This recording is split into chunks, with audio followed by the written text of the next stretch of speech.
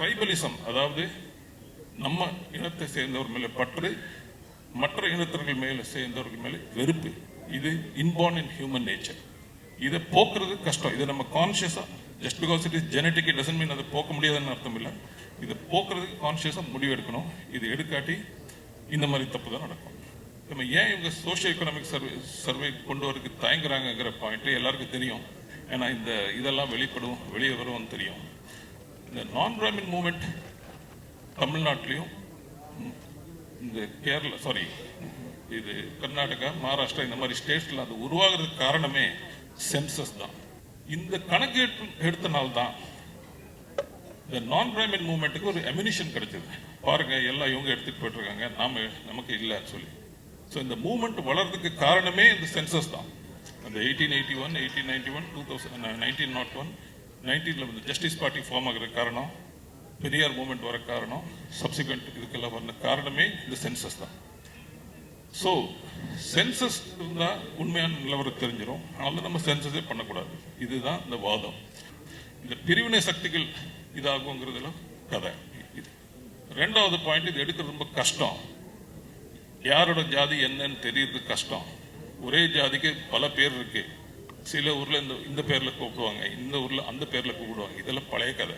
இந்த British 1881ல் survey பண்ண ஆரம்பிச்சப்போ இந்த நீங்க கதை சொல்லலாம். இப்போ எல்லாருக்குமே உங்க ஜாதி என்னன்னு தெரியும்.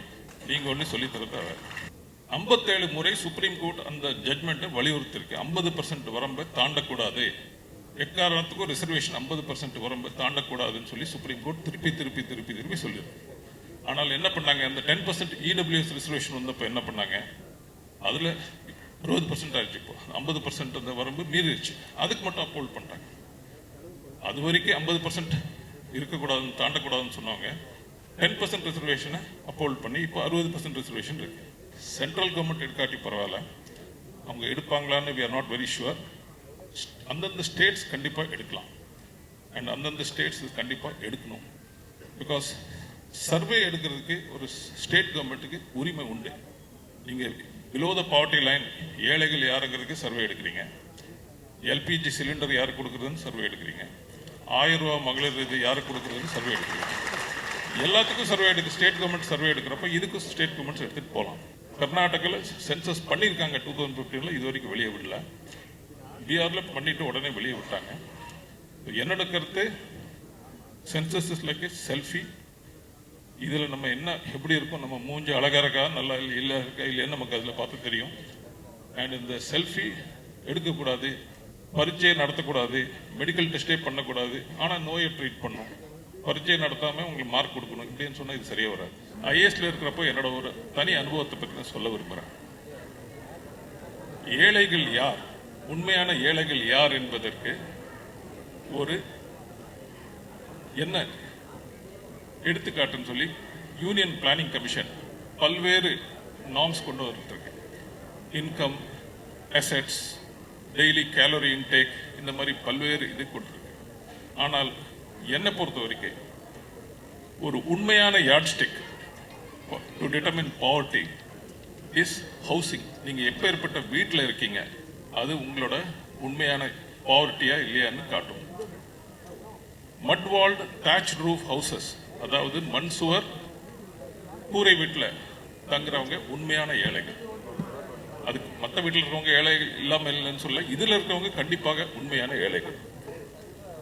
ஸோ 2010ல் கலைஞர் முதலமைச்சராக இருக்கிறப்போ, தற்போது முதலமைச்சர் திரு ஸ்டாலின் அவர்கள் உள்ளாட்சித்துறை அமைச்சர் இருக்கிறப்போ நாங்கள் ஒரு திட்டம் கொண்டு வந்தோம். நான் இப்போ செயலராக இருந்தேன். ஒரு திட்டம் கொண்டு வந்தோம். அந்த திட்டம் என்னன்னா, கலைஞர் வீடு வழங்கும் திட்டம். தமிழ்நாட்டில் 22 லட்சம் மண் சுவர் கூரை வீடுகள் இருந்தன. அந்த 22 லட்சம் பேரும் மிக மிக ஏழைகள். இதுக்கு நாங்கள் ஒரு ஸ்டேட் வைட் சர்வே பண்ணோம். ஸ்டேட் வைட் சர்வே பண்ணி கம்யூனிட்டி வைஸ் பிரேக்கப் எடுத்தோம். கம்யூனிட்டி வைஸ் ஜாதி வாரியம் இல்லை, பிசி, ஓசி, எம்பிசி, எஸ்சி, எஸ்டி போல. அந்த ஃபிகர்ஸ் ஆர் வெரி இன்ட்ரெஸ்டிங். உயர் ஜாதிக்காரங்களையும் பல ஏழைகள் இருக்காங்க அப்படின்னு சொல்லி கருத்து நம்ம கேட்குறோம். நம்ம ஃபிகர் படி மண் சுவர் கூரை வீட்டில் வாழ்பவர்கள், அதாவது மட் வால்ட் thatched roof ஹவுஸில் வாழ்பவர்கள் உயர் ஜாதிக்காரர்கள் வரும் 0.7%, less than 1%. Maximum percentage most backward classes MBC 41.5%. அடுத்தது SC 31.2%, MBC ஓட SC கம்மி. BC 23.8%, scheduled tribes 2.8%. டிஸ்ட்ரிக்ட் வைஸாக நீங்கள் பார்த்தீங்கன்னா அதிக கூரை வீட்டு மண் சுவர் கூரை வீட்டில் இருக்கிறவங்க விழுப்புரம் மாவட்டத்தில் அதிகம், நெக்ஸ்ட் கடலூர், அப்புறம் நாகப்பட்டினம், அப்புறம் தஞ்சாவூர், காஞ்சிபுரம், வெள்ளூர், திருவண்ணாமலை, சேலம், திருவாரூர், திருவள்ளூர், இந்த பழைய மாவட்டங்கள் சொல்கிறாங்க. இந்த மாவட்டங்களில் எந்த சமுதாயம் அதிக மெஜாரிட்டியில் இருக்குன்னு உங்களுக்கே தெரியும், நான் சொல்ல தேவையில்லை. அப்போ நான் கலைஞர்கிட்ட இந்த சர்வே ரிசல்ட்ஸ் காட்டுறப்போ ஒரு பேச்சு சொன்னேன். மறுக்குறையை சொல்கிறதுல ஒரு பாயிண்ட் இருக்கு. இப்போ பார்த்தீங்கன்னா எம்பிசிஸ் ஆர் ஆக்சுவலி மச் புவரர் அப்படின்னு சொல்லி இதில் இந்த சர்வேல காட்டுது. இது ஒரே ஒரு யார்ட் ஸ்டிக் வச்சு நம்ம சொல்ல முடியாது, பட் இது டெஃபினட்டாக இதில் காட்டுது. அஃப்கோர்ஸ் இந்திரா ஆவாஸ் யோஜனா அப்படின்னு சொல்லி எஸ்சிஸ்க்கு ஒரு பக்கா வீடு கட்டித்தர ஒரு திட்டம் ஒரு 50 வருஷமா இருக்கு. அதனால நிறைய பேரோட வீடு கொஞ்சம் உயர்ந்திருக்கலாம். ஸோ அவங்களும் நிறைய இளைஞ இருக்காங்க. அது ஓபிசிஸ்க்கு லாஸ்ட் 20 இயர்ஸாக தான் இருக்கு, எஸ்சிஸ்க்கு ஒரு 50 வருஷமா இருக்கு. ஸோ அதனால எஸ்சிஸோட கூரை வீட்டு பர்சன்டேஜ் கம்மியாக இருக்கலாம். பட் கண்டிப்பாக எம்பிசிஸ் அண்ட் எஸ்சிஸ் மிக புவர் அண்ட் அப்பர் காஸ்ட் ஒரு 0.7%ங்கிறது ஒரு இன்ட்ரெஸ்டிங் ஸ்ட்ராட்டஜி. இந்த சர்வே பற்றி நம்ம பேசுகிறப்போ நமக்கு கொஞ்சம் ஹிஸ்ட்ரி தெரிஞ்சால் நல்லது, வரலாறு தெரிஞ்சால் நல்லது. உங்களை எத்தனை பேருக்கு இந்த ஸ்டோரி தெரியும்னு தெரியல. 1853, தட் இஸ் 170 ஆண்டுகளுக்கு முன்பாக நெல்லூர் மாவட்டத்தில், நெல்லூர் அப்போ மெட்ராஸ் பிரசிடென்சியில் ஒரு பாட்டாக இருந்தது. நெல்லூர் மாவட்டத்தில் FB எல்டன் சொல்லி ஒரு ஆங்கிலேய மாவட்ட ஆட்சித்தலைவர் இருந்தார், டிஸ்ட்ரிக்ட் கலெக்டர் இருந்தார், FB எல்டன். சர் ஹென்ரி பாட்டிங்கர் சொல்லி ஒரு பிரிட்டிஷ் கவர்னர் இருந்தார் சென்னை மெட்ராஸ் பிரசிடென்சிக்கு. அந்த FB எல்டன் போர்ட் ஆஃப் ரெவன்யூ, நம்ம எழிலகத்தில் இருக்க பாருங்க, இப்போ வந்து எழிலகம் சொல்லி போர்ட் ஆஃப் ரெவன்யூக்கு ஒரு கடிதம் எழுதுறாரு. என்னோட நெல்லூர் மாவட்ட ஆட்சி கலெக்டரேட்ல 50 எம்ப்ளாயிஸ் இருக்காங்க. அப்போல்லாம் கலெக்டரேட் சின்னதாக இருக்கும். 50 எம்ப்ளாயிஸ் இருக்காங்க. 50 பேரும் ஒரே ஜாதியை சேர்ந்தவங்க. அது மட்டும் இல்லை, 50 பேரும் ஒரே குடும்பத்தை சேர்ந்தவங்க. இதில் அந்த எந்த ஜாதி எந்த சொல்லி உங்களுக்கு நீங்களே கெஸ் பண்ணிக்கலாம். ஸோ 50 பேருமே ஒரே ஜாதி ஒரே குடும்பத்தை சேர்ந்தவங்க. அவர் ஒரு லெட்டர் எழுதுறாரு போர்ட் ஆஃப் ரெவன்யூக்கு. இந்தியா போல multi religious, multi cost, multi ethnic கண்ட்ரியில் ஒரே ஜாதிக்காரங்க, அது ஒரே குடும்பத்துக்காரங்க, இல்லாட்டி சில இன்ஃப்ளூயன்ஷியல் குடும்பத்துக்காரங்க மட்டும் அரசியல் பதவிகளை வகித்தா அது நல்லதில்லை. அவங்க என்ன தப்பு பண்றாங்கன்னு கூட ஒரு ஆங்கிலேய கலெக்டருக்கு தெரியல அப்படின்னு சொல்லி அவர் ஒரு லெட்டர் எழுதுறாரு. அந்த லெட்டர் கவர்னர் வரைக்கும் வைக்கப்படுது. சர் ஹென்ரி பாட்டிங்கர் அப்போ இருந்த கவர்னர் ஒரு உத்தரவு போடுறார் 1854. இன்னும் மேல மாவட்ட ஆட்சித்தலைவர் ஷுட் மேக் ஷுவர் தட் ஒரே ஜாதிக்காரங்க மட்டும் இல்லை ஒரு சில இன்ஃப்ளூயன்ஷியல் கம்யூனிட்டிக்காரங்க மட்டும் கலெக்டரேட்ல இருக்கக்கூடாது, எல்லா ஜாதிக்காரங்களுக்கும் ரெப்ரஸன்டேஷன் கொடுக்கணும். இந்த ரிசர்வேஷனுக்கு முதல் கல் போட்டது இந்த கலெக்டர் தான், இந்த கவர்னர் தான். இவங்களை பத்தி யாருக்குமே தெரியாது. நான் கலைஞர்கிட்ட பேசுறப்ப சொன்னேன், சார் இவங்க 2 பேருக்கு நம்ம ஒரு சிலை வைக்கணும். சமூக நீதி காவலர், long before Ayodhya Das, long before justice party, long before Periyar, இந்த 2 வெள்ளையர்கள் தான் சமூக நீதிக்கு இது பண்ணாங்க. ஸோ 1854 தான் முதல் ஆர்டர் போடப்பட்டது. நீங்க சொல்லலாம் இது பழைய கதை, இப்பெல்லாம் நிலைமை ரொம்ப இம்ப்ரூவ் ஆயிருக்குன்னு சொல்லி. இம்ப்ரூவ் ஆகல. நான் சில ஸ்டாட்டிஸ்டிக்ஸ் உங்களுக்கு படி சொல்றேன். இதெல்லாம் ரீசெண்டா பேப்பர்ல வந்தது, பார்லிமெண்டரி கொஸ்டின்ஸ்க்கு பதிலாக வந்தது, இல்லாட்டி சில சர்வேயோட பதில். சென்ட்ரல் கவர்மெண்ட்ல ரீசெண்ட் பார்லிமெண்டரி கொஸ்டினுக்கு ஒரு கேள்விக்கு பதில் ஐஏஎஸ்ல secretaries to government of India சொல்லி 89 போஸ்ட் இருக்கு. அதுல ஒருத்தர் கூட ஓபிசி கிடையாது. OBC 0, SC 1, ST 3, upper caste 85. 89ல 85 upper caste, OBC 0. Additional secretaries to government of India 93 post இருக்கு. அதுல OBC 0, SC 6, ST 5, upper caste 82. Joint secretaries to government of India இதுல மொத்த post 275, OBC 19, SC 13, ST 9. Union minister பார்லிமெண்ட்ல பதில் சொல்றப்ப என்ன சொன்னாருன்னா, ஓபிசிக்கும் எஸ்சிக்கும் எஸ்டிக்கும் ஏஜ் லிமிட் பரீட்சை எழுதுறதுக்கு ஏஜ் லிமிட் அதிகம், ஆனால் தான் அவங்க சர்வீஸ்க்குள்ள வரப்ப லேட் ஆகுது, ஆனால் தான் அவங்க செக்ரட்டரி லெவலுக்கு வர முடியல. இந்த பதில் முழுமையாக உண்மையாக எனக்கு தோணல. ஏன்னா ஜென்ரல் கேண்டிடேட்ஸ்க்கு அப்பர் காஸ்ட்க்கு ஏஜ் லிமிட் 32 வருஷம், ஓபிசிஸ்க்கு 35, எஸ்சி எஸ்டிக்கு 37, ரொம்ப ஒன்றும் வித்தியாசம் இல்லை. எஸ்சி எஸ்டியில் 4 பேர் செக்ரட்டரி கவர்மெண்ட் ஆஃப் இந்தியா ஆகிறப்போ ஓபிசியில் ஏன் ஒரு பூஜ்யமாக இருக்கு அப்படிங்கிறது ஒரு கேள்வி வருது. இது மட்டும் இல்லை, இந்த 5 வருஷ period 2018 to 2022 all India services IAS, IPS, Indian forest service IFS, இந்த 3 சர்வீசஸ்ல டைரக்ட் ரெக்ரூட்மெண்ட்ல ஓபிசிஸ் 27% இருந்திருக்கணும், எஸ்சி 15% இருந்திருக்கணும், எஸ்டி 7.5% இருந்திருக்கணும். ஆனால் ஆக்சுவலாக எப்படி இதில் கூட பண்ணாமல் போயிட்டாங்கன்னு தெரியல. ஆக்சுவல் பர்சன்டேஜ் பார்த்தீங்கன்னா ஓபிசிஸ் வரும் 15.92%, 27 இருக்கிற இடத்துல 15.92, எஸ்சி 7.65%, 15 இருக்கிற இடத்துல 7.65%, எஸ்டி 3.8%, 7% இருக்கிற இடத்துல 7.5% இருக்கிற இடத்துல 3.8%. இது சென்ட்ரல் கவர்மெண்ட் சர்வீசஸ் பொறுத்தவரை. கார்பரேட் செக்டர் எடுத்துக்கோங்க, private sector. 2012 economic and political weekly சொல்லி ஒரு ஃபேமஸ் மேகசின் இருக்கு, ஒரு ஆர்டிக்கிள் ஒன்று வந்தது, பிளாக்ட் பை காஸ்ட் அப்படின்னு சொல்லி, காஸ்டால் ஜாதியால் தடுக்கப்பட்டது அப்படின்னு சொல்லி. அதில் என்ன பண்ணுறாங்க, இந்தியாவில் லிஸ்டட் கம்பெனிஸ், அதாவது நேஷனல் ஸ்டாக் எக்ஸ்சேஞ்சில் லிஸ்டான டாப் 1000 கம்பெனிஸை சர்வே பண்ணி அதில் போர்டு மெம்பர்ஸ், ஒவ்வொரு கம்பெனிலையும் போர்டு இருக்கு, போர்டில் மெம்பர்ஸ் இருப்பாங்க, 9052 போர்டு மெம்பர்ஸ் அனலைஸ் பண்ணி அவங்க கண்டுபிடித்தது என்னன்னா 92.6% of the board members of the top companies were Hindu upper caste. Baniyas 46%, Brahmins 44.6%, others Kshatriyas இந்த மாதிரி காயஸ்தல் 2%.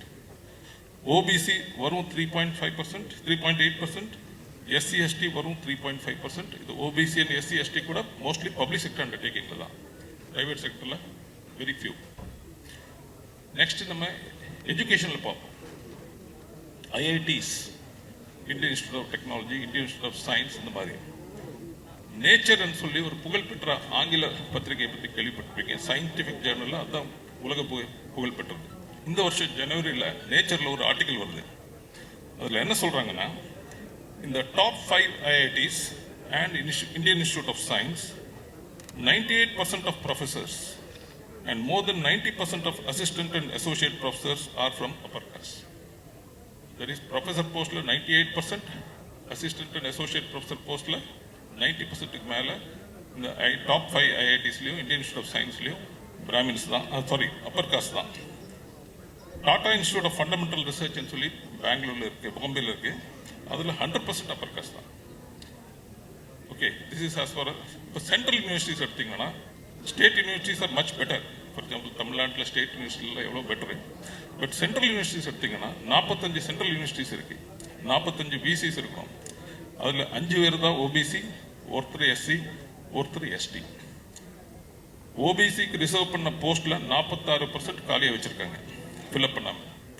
எஸ்சிக்கு ரிசர்வ் பண்ண போஸ்ட்ல 37% காலியா இருக்கு, ஃபில்அப் பண்ணாம. எஸ்டிக்கு ரிசர்வ் பண்ண போஸ்ட்ல 44% ஃபில்அப் பண்ணாம காலியா இருக்கு. ப்ரொஃபஸர் போஸ்ட் ஃபில்அப் பண்ணதில்ல, ஃபில்அப் காலி பண்ணுறது 42%, ஓவரால் 42% போஸ்ட் காலியா இருக்கு. ஃபில்அப் பண்ண போஸ்ட்ல நீங்க பாத்தீங்கன்னா, ஏற்கனவே இந்த IAS IPSல சொன்ன மாதிரி ஓபிசிக்கு 27% இருக்கணும், ஆனா ஆக்சுவலா அங்க இருக்கிறது 6.20% தான். எஸ்சிக்கு 15% இருக்கணும், அங்கே ஆக்சுவலாக இருக்கிறது 7.39% தான். எஸ்டிக்கு 7.5% இருக்கணும், ஆக்சுவலாக இருக்கிறது 1.77% தான். இதே மாதிரி அசோசியேட் ப்ரொஃபஸர், அசிஸ்டன்ட் ப்ரொஃபஸர் எல்லாத்துலேயும் இப்படி தான். இருக்க வேண்டியது கொடுக்க வேண்டியது கொடுக்கல, நிறைய போஸ்ட் ஃபில்அப் பண்ணல. நெக்ஸ்ட் நம்ம மீடியாவுக்கு போவோம். ஆக்ஸ்ஃபாம் இந்தியா அண்ட் நியூஸ் லாண்ட்ரின்னு சொல்லி ஒரு ஸ்டடி பண்ணுறாங்க 2022.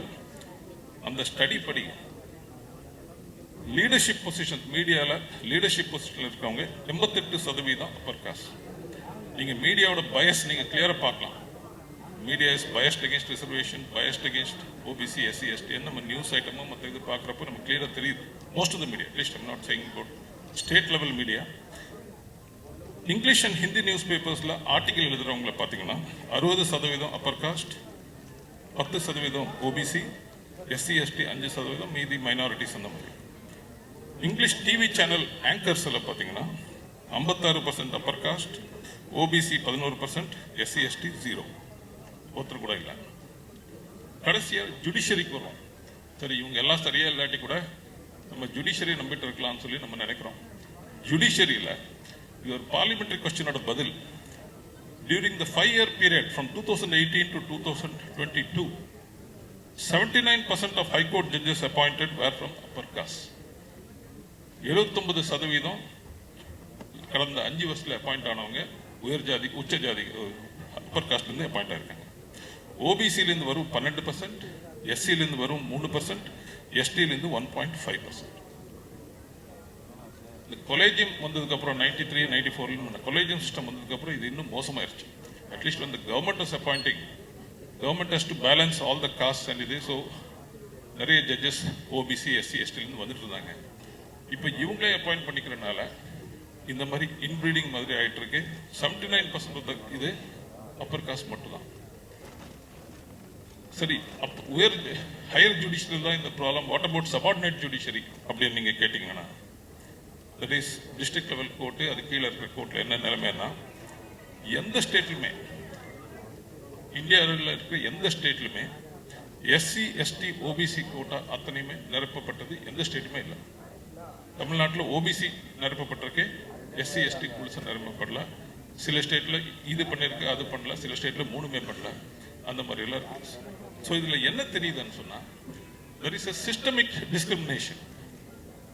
Systemic discrimination against OBC, SC, ST. இது எல்லா துறையிலும் நமக்கு தெரியுது. பிரைவேட் செக்டரில் தெரியுது, ஜுடிஷியரியில் இருக்குது, சென்ட்ரல் கவர்மெண்ட்டில் இருக்குது, அகாடமிக்ஸில் இருக்குது, மீடியாவில் இருக்குது. ஸோ இது சாதாரணமாக வந்ததுன்னு நம்ம சொல்ல முடியாது. இப்போ ஜுடிஷியரியில் especially diversity is very important. நம்ம டெமோக்ரஸின்னு சொன்னாலே ரெப்ரசன்டேஷன், எலெக்டட் ரெப்ரசன்டேட்டிவ்ஸ் சொல்லுவோம். ஒரு டெரிட்டோரியல் ரெப்ரசன்டேஷன் மட்டும் இருந்தால் பத்தாது. வெவ்வேறு கம்யூனிட்டிகளுக்கும் ரெப்ரசன்டேஷன்ஸ் இருக்கும். இப்போ எப்படி ஒரே டெரிட்டரிக்கு மட்டும் எல்லா ரெப்ரசன்டேட்டிவ்ஸ் இருந்தால் எப்படி சரியா இருக்காதோ, அதே மாதிரி ஒரே கம்யூனிட்டி ஒரு சில கம்யூனிட்டிகள் மட்டும் ரெப்ரசன்டேட்டிவ்ஸ் இருந்தாலும் சரியா இருக்காது. எல்லாத்துலேயுமே ரெப்ரசன்டேட்டிவ்ஸ் இருக்கும். அப்போதான் அது உண்மையான டெமோக்ரஸின்னு நம்ம சொல்ல முடியும். இப்போ ஜுடிஷரியில் நான் ஒரு யூஎஸோட முன்னாள் ஏஜிஐஆர், யூஎஸோட அமெரிக்காவோட எக்ஸாம்பிள் சொன்னார். இண்டிபெண்டன்ஸ் 1776 அவங்க பெற்றாங்க. இன்னும் பிளாக்ஸோட நிலைமை, ஆப்பிரிக்கன் அமெரிக்கன்ஸோட நிலைமை சரியா சீர்திருத்தப்படல. யூஎஸோட சுப்ரீம் கோர்ட் போட்ட சில அட்ராஷியஸ் ஜட்மெண்ட்ஸில் பார்த்தீங்கன்னா, நான் சொல்றது ஏன் ஜுடிஷரியில் எஸ்பெஷலி மற்ற இடத்துல இருந்தாலும் பரவாயில்ல, ஜுடிஷரியில் கண்டிப்பாக ரெப்ரசன்டேஷன் இருக்கணும். எதுக்கு சொல்றேன்னா, 1835 என்னமோ ஒரு ஜட்மெண்ட் ஒன்று அமெரிக்கன் சுப்ரீம் கோர்ட் சொல்லுது. An African gentleman says, எனக்கு இந்த fundamental rights, bill of rights apply ஆகணும்னு சொன்னால் சுப்ரீம் கோர்ட் உனக்கு அப்ளை ஆகாது அப்படின்னு சொல்கிறாங்க. காரணம் என்ன? சுப்ரீம் கோர்ட்டில் இருக்கிற ஜட்ஜஸ் எல்லாமே வெள்ளையர்கள், ஒயிட் சுப்ரீமசிஸ். அப்புறம் இன்னொரு ஜட்மெண்ட், ஃபேமஸ் ஜட்மெண்ட் ஒன்று இருக்கு. அதில் சுப்ரீம் கோர்ட்டில் அப்ரஹாம் லிங்கன் இந்த ஸ்லேவரியை ஒழிச்சதுக்கப்புறம் எல்லாரும் ஈக்குவல்னு சொல்லி அனௌன்ஸ் பண்ணுறாரு. ஆனால் பிளாக்ஸுக்கு, ஆப்பிரிக்கன் அமெரிக்கன்ஸுக்கு ஒதுக்கப்பட்ட ஸ்கூல், தனிப்பட்ட ஸ்கூல் இருக்கு.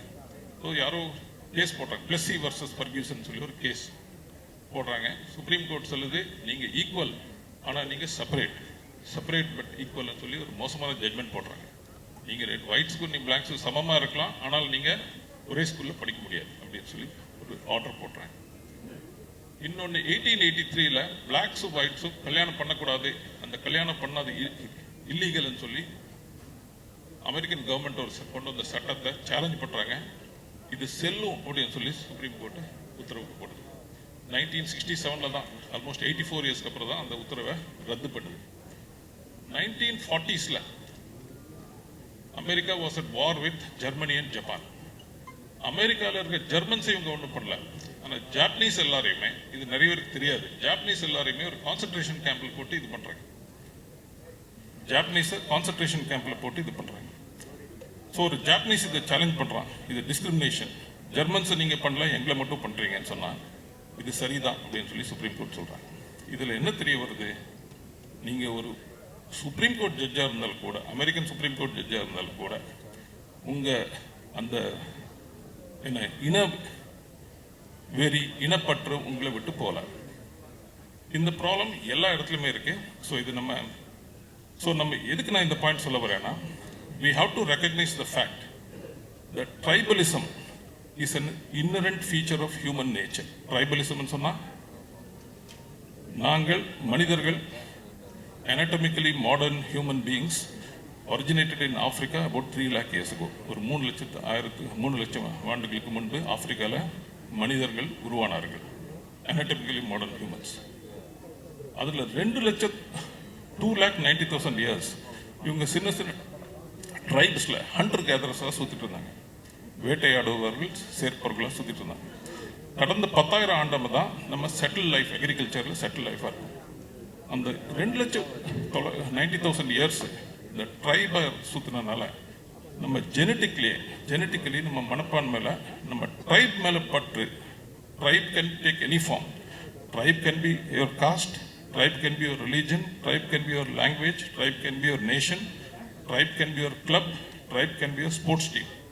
So in the tribalism, அதாவது நம்ம இனத்தை சேர்ந்தவர் மேலே பற்று, மற்ற இனத்தர்கள் மேலே சேர்ந்தவர்கள் மேலே வெறுப்பு, இது இன்பார்ன் இன் ஹியூமன் நேச்சர். இதை போக்குறது கஷ்டம். இதை நம்ம கான்ஷியஸாக, just because it is genetic it doesn't mean அதை போக்க முடியாதுன்னு அர்த்தம் இல்லை. இதை போக்குறதுக்கு கான்ஷியஸாக முடிவு எடுக்கணும். இது எடுக்காட்டி இந்த மாதிரி தப்பு தான் நடக்கும். இப்போ caste census, socio economic caste census எதுக்கு வேணும்னு சொன்னால், it is like a selfie. ஒரு கம்யூனிட்டியோட செல்ஃபி ஃபோட்டோ மாதிரி இது ஒரு செல்ஃபி. நம்ம எந்த நிலைமையில் இருக்கோம், எத்தனை பேர் இருக்கோங்கிறது மட்டும் இல்லை, எந்த நிலைமையில் இருக்கோம், எந்த தரத்தில் இருக்கோங்கிறது இந்த சோஷியோ எக்கனாமிக் காஸ்ட் சென்சஸ் காட்டும். நிறைய பேருக்கு இந்த பாயிண்ட், நம்ம ஏன் இவங்க சோஷியோ எக்கனாமிக் சர்வே கொண்டு வரதுக்கு தயங்குறாங்கிற பாயிண்ட் எல்லாருக்கும் தெரியும். ஏன்னா இதெல்லாம் வெளியே வரும்னு தெரியும். இந்த நான் பிராமின் மூமெண்ட் தமிழ்நாட்டிலையும் இந்த இது கர்நாடகா, மகாராஷ்டிரா இந்த மாதிரி ஸ்டேட்ஸில் அது உருவாகிறதுக்கு காரணமே சென்சஸ் தான். ஆங்கிலேயர்கள் 1872 முதல் சென்சஸ் பண்ணுறாங்க. அது சைமில்டேனியஸாக பண்ணலாம், வெவ்வேறு ஊரில் வெவ்வேறு டைமில் பண்ணுறாங்க. 1881 சென்சஸ், சைமில்டேனியஸ் சென்சஸ் பண்ண ஆரம்பிச்சிட்டாங்க. ஜாதி கணக்கு எடுக்க ஆரம்பிச்சாங்க. 1881, 91, 2001 அப்படி பண்ணி 1931 வரைக்கும் ஜாதி கணக்கு எடுத்தாங்க. இந்த கணக்கு எடுத்தனால்தான் இந்த நான் பிராமின் மூவ்மெண்ட்டுக்கு ஒரு அம்யூனிஷன் கிடைச்சது. பாருங்க, எல்லாம் இவங்க எடுத்துட்டு போயிட்டு இருக்காங்க, நமக்கு இல்லைன்னு சொல்லி. ஸோ இந்த மூவ்மெண்ட் வளர்றதுக்கு காரணமே இந்த சென்சஸ் தான். அந்த 1881, 1891, 1901, 1911 ஜஸ்டிஸ் பார்ட்டி ஃபார்ம் ஆகிற காரணம், பெரியார் மூவ்மெண்ட் வர காரணம், சப்சிக்வெண்ட் இதுக்கெல்லாம் வர காரணமே இந்த சென்சஸ் தான். ஸோ சென்சஸ் இருந்தால் உண்மையான நிலவரம் தெரிஞ்சிடும். அதனால நம்ம சென்சஸே பண்ணக்கூடாது. இதுதான் இந்த வாதம்.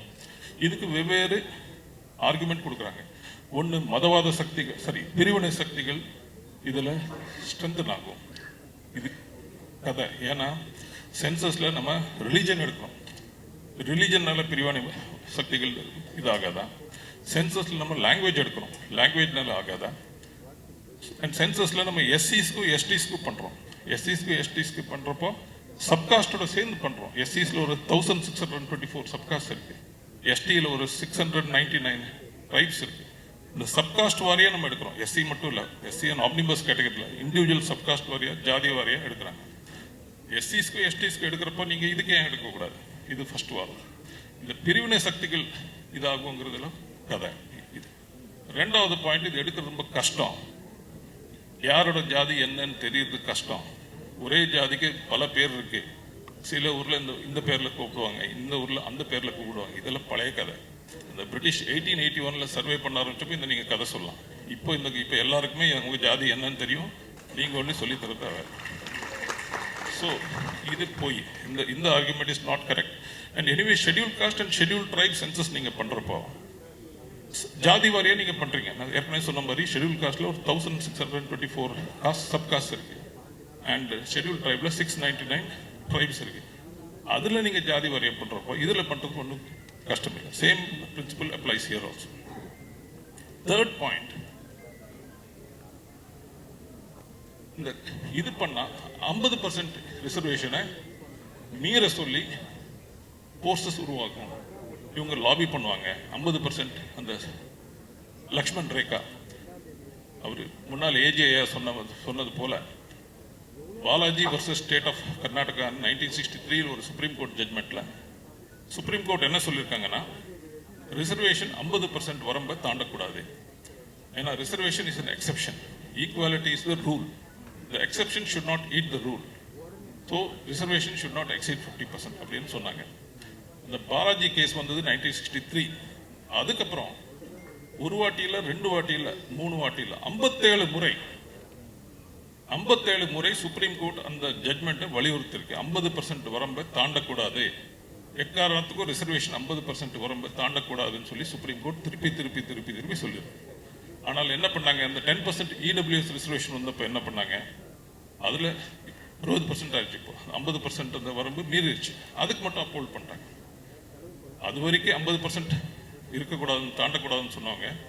10% ரிசர்வேஷனை அப்போல்ட் பண்ணி இப்போ 60% ரிசர்வேஷன் இருக்கு. 4வது ஆர்குமெண்ட் என்னன்னா, நம்ம கான்ஸ்டியூஷன்ல லோக்கல் பாடிஸ்க்கு, முனிசிபாலிட்டிஸ், பஞ்சாயத்துக்கெல்லாம் ஸ்டேட் கவர்மெண்ட் நினைச்சா ஓபிசிஸ்க்கு ரிசர்வேஷன் கொடுக்கலான்னு இருக்கு. தமிழ்நாட்டில் நம்ம பண்ணலாம், ஏன்னா இங்கே ஓபிசிஸ் எனிவேஷன் ஸ்ட்ராங்காக இருக்காங்க. மகாராஷ்டிரா, குஜராத், மத்திய பிரதேஷ் இந்த மாதிரி மாநிலங்களில் ஓபிசிக்கு ரிசர்வேஷன் கொண்டு வரணும்னு முயன்ற போது சுப்ரீம் கோர்ட் ஸ்டே பண்ணுறான், பண்ணக்கூடாது அப்படிங்கிறான். ஏன் ஸ்டே பண்ணுறான்? ஓபிசி பாப்புலேஷன் ஃபிகர் உங்ககிட்ட இருக்கா? அது இல்லாமல் நீங்கள் எப்படி ரிசர்வேஷன் கொண்டு வரீங்க? ஒரு பக்கத்தில் நீ ஓபிசி சென்சஸ் நீ பண்ண மாட்டேங்கிற, இன்னொரு பக்கத்தில் ஓபிசி ரிசர்வேஷன் கொண்டு வந்தால் உங்ககிட்ட புள்ளி விவரம் இல்லைன்னு சொல்கிறாங்க. இப்படியும் பேசுகிறாங்க, அப்படியும் பேசுகிறாங்க. அஃப்கோர்ஸ் இனிஷியலாக ஸ்டே கொடுத்தாங்க, subsequently supreme court lifted the stay. Even அந்த பிஆர் காஸ்ட் சென்சஸில் கூட initially Bihar high court gave a stay saying புள்ளி விவரம் எல்லாமே எப்படி பண்ணுறீங்க, புள்ளி விவரம் நாங்கள் அதுதானே கேதர் பண்ணிருக்கோம் அப்படின்னு இவங்க சொன்னப்போ கடைசியில் ஸ்டே விட்ரா பண்ணிட்டாங்க. என்ன சொல்ல வரேன்னா, ஒரு கன்சிஸ்டன்சி இல்லை. ஒரு பக்கத்தில் நீங்கள் என்ன ஓபிசிக்கு ரிசர்வேஷன் லோக்கல் பாடிஸில் கொடுக்கணும் கான்ஸ்டியூஷன்ல இருக்கு. ரிசர்வேஷன் எப்படி கொடுப்பீங்க, புள்ளி விவரம் இல்லாமல் எப்படி கொடுக்குறீங்கன்னு சொல்லி சுப்ரீம் கோர்ட் சொல்லுது. சரி, அந்த புள்ளி விவரம் தான் எங்களை எடுக்க விடுங்கன்னு சொன்னால் அதுக்கு ஸ்டே கொடுக்குறாங்க. இந்த Mandal commission judgment, Indira Sawhney judgment 1992ல சுப்ரீம் கோர்ட்டே சொல்லியிருக்கு, எவ்ரி 10 years சர்வே பண்ணும், எந்தெந்த கம்யூனிட்டிக்கு எத்தனை வருதுன்னு சொல்லி நீங்கள் சர்வே பண்ணும் அப்படின்னு சொல்லி சுப்ரீம் கோர்ட் ஆர்டர்.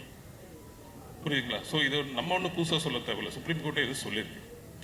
அண்ட் 2009ல் உங்களுக்கு எல்லாம் தெரியும், எல்லா பார்ட்டிஸ் சேர்ந்து ஒரு யுனானிமஸ் பார்லிமெண்ட் ரெசல்யூஷன் போடுறாங்க. 2011 சென்சஸ்ல காஸ்ட் பேஸ்ட் சென்சஸ் எடுக்கப்படும் சொல்லி போடுறாங்க. 2011 சென்சஸ்ல காஸ்ட் சென்சஸ் நடக்குது, ஆனால் அந்த ரிசல்ட்ஸை வெளியே விடல.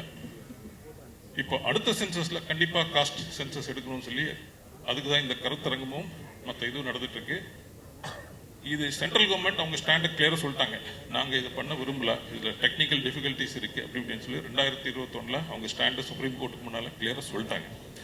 சுப்ரீம் கோர்ட் என்ன சொல்லியிருக்கணும், நாங்கள் தான் பல ஜட்மெண்ட்டில் காஸ்ட் சென்சஸ் புள்ளி விவரங்கள் எடுக்கணும்னு சொல்லியிருக்கோம், சரி நீங்கள் இது எடுத்து தான் ஆகணும்னு சொல்லியிருக்கோம். இனிவே இந்த இது போயிட்டே இருக்கும். ஒரு முன்னாள் ஏஜிஐயா சொன்னது போல சென்ட்ரல் கவர்மெண்ட் எடுக்காட்டி பரவாயில்ல, அவங்க எடுப்பாங்களான்னு we are not very sure. அந்தந்த ஸ்டேட்ஸ் கண்டிப்பாக எடுக்கலாம், அண்ட் அந்தந்த ஸ்டேட்ஸ் கண்டிப்பாக எடுக்கணும். பிகாஸ் சர்வே எடுக்கிறதுக்கு ஒரு ஸ்டேட் கவர்மெண்ட்டுக்கு உரிமை உண்டு. நீங்கள் பிலோ த பாவர்ட்டி லைன் ஏழைகள் யாருங்கிறதுக்கு சர்வே எடுக்கிறீங்க, எல்பிஜி சிலிண்டர் யாருக்கு கொடுக்குறதுன்னு சர்வே எடுக்கிறீங்க, 1000 ரூபா மகளிர் இது யாருக்கு கொடுக்குறதுன்னு சர்வே எடுக்கிறீங்க. எல்லாத்துக்கும் சர்வே எடுக்க ஸ்டேட் கவர்மெண்ட் சர்வே எடுக்கிறப்ப இதுக்கும் ஸ்டேட் கவர்மெண்ட்ஸ் எடுத்துகிட்டு போகலாம். அண்ட் மகாராஷ்டிரா, ஆந்திர பிரதேஷ், தெலுங்கானா, ஒடிசா இந்த 4 ஸ்டேட் அசம்பிளி ரெசல்யூஷனே போட்டிருக்காங்க, காஸ்ட் சென்சஸ் சென்ட்ரல் கவர்மெண்ட் பண்ணும் அப்படின்னு சொல்லி. தமிழ்நாட்டிலையும் ஒரு அசம்பிளி ரெசல்யூஷன் போட்டால் நல்லதுன்னு நான் நினைக்கிறேன். இந்த மாதிரி எடுக்கணும்னு சொல்லி சென்ட்ரல் கவர்மெண்ட்டை வலியுறுத்தணும். கர்நாடகாவில் சென்சஸ் பண்ணியிருக்காங்க 2015, இது வரைக்கும் வெளியே விடல. பீகாரில் பண்ணிட்டு உடனே வெளியே விட்டாங்க. என்னோட கருத்து, census is like a selfie. இதில் நம்ம என்ன எப்படி இருக்கும், நம்ம மூஞ்சி அழகாக இருக்கா நல்லா இல்லை இருக்கா இல்லைன்னு நமக்கு அதில் பார்த்து தெரியும்.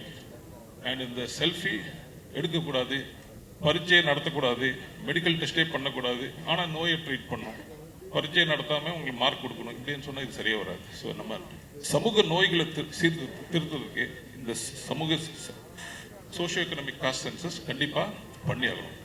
என்னோட ஒரே ஒரு சஜஷன், இதை காஸ்ட் சென்சஸ்ன்னு சொல்லாமல் சோஷியல் குரூப் சென்சஸ்ன்னு ஒரு சும்மா ஒரு பேர் வச்சா it may be slightly more acceptable.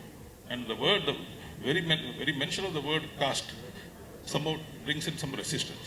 So இதுக்கு சோஷியல் குரூப் சென்சஸ்ன்னு சொல்லி பேர் வைக்கிறது பெட்டரு. ஏன்னா நம்ம காஸ்ட்டை மட்டும் பார்க்குற சர்வேல எடுக்கல, நம்ம ட்ரைப்ஸு சர்வே எடுக்கிறோம், ரிலீஜன்ஸும் எடுக்கிறோம், இது லாங்குவேஜஸ் எடுக்கிறோம், அப்புறம் என்ன ஃபிசிக்கலி டிசேபிள் பீப்புள் எடுக்கிறோம், டிரான்ஸ்ஜெண்டர்ஸ் எடுக்கிறோம், எல்லா விதமான சென்சஸ் இது எடுக்கிறோம். கடைசியாக ஒரு கருத்து சொல்ல முடிக்கிறேன். யுனைடெட் நேஷன்ஸ் சென்சஸ் எப்படி நடத்தணும்னு சொல்லி அவங்க சில அறிவுரைகள் வழங்கியிருக்காங்க. அதில் இந்த காஸ்ட், ரேஸ், எத்னிக் குரூப் இது எடுக்கணும்னு சொல்லி அவங்க ஒரு அறிவுரைகள் அவங்க இதில் இருக்குது. யுனைடெட் நேஷன்ஸ் சேஸ் அதை எடுக்காம நீ உண்மையாகவே டெவலப்மெண்ட் பண்ண முடியாதுன்னு சொல்லி. அப்கோர்ஸ் அவங்க சொல்லணும்னு நமக்கு தேவையில்லை. யுனைடெட் நேஷன்ஸ் வந்து 1945 நம்ம இந்தியாவில் 1872 சென்சஸ் எடுத்துகிட்டு இருக்கோம். ஸோ யுனைடெட் நேஷன் சொல்லி தான் நமக்கு இது தெரியணும்னு தேவையில்லை. கண்டிப்பாக சென்ட்ரல் கவர்மெண்ட் இந்த சென்சஸ் பண்ணும். ஒருவேளை அவங்க பண்ணாட்டி அந்தந்த ஸ்டேட்ஸ் இந்த சென்சஸை எடுக்கணும்னு சொல்லி கொண்டு நான் இதோட முடிச்சுக்கிறேன்.